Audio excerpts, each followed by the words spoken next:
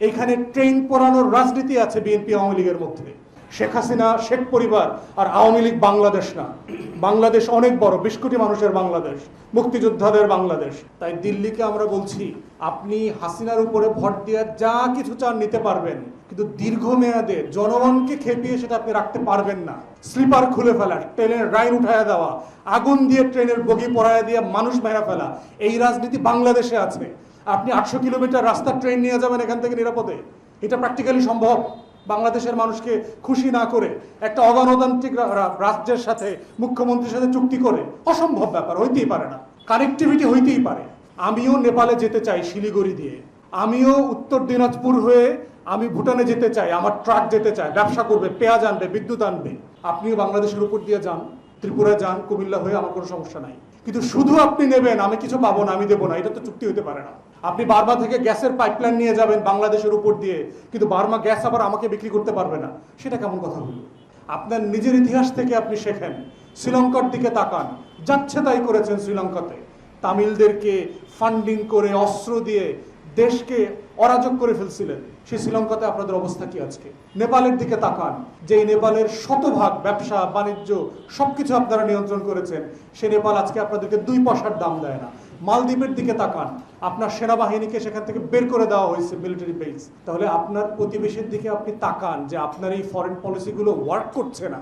So for God's sake, come back to your common sense.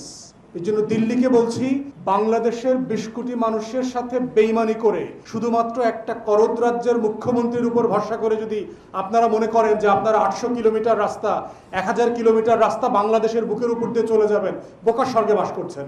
শুধু বাংলাদেশের আভ্যন্তরীণ রাজনীতি দেখেন। আমরা কানেক্টিভিটির বিপক্ষে না, কিন্তু সেই কানেক্টিভিটি মিউচুয়াল ইন্টারেস্টের উপর ভিত্তি করে হইতে হবে। এটা একপাক্ষিক হলে দিল্লিকে মনে রাখতে হবে আপনার নিজের ইতিহাস সাক্ষী। এটা আপনি ডিসফাংশনাল হয়ে যাবে, এটা আপনি মেনটেন করতে পারবেন না। চুক্তি শেষ না, লং টার্মে এই স্বার্থ ধরে রাখাটা হলো বড় চ্যালেঞ্জ। বলছি যে আমাদের রক্তাক্ত স্বাধীনতার ইতিহাসকে কোনোভাবে ছোট করবেন না।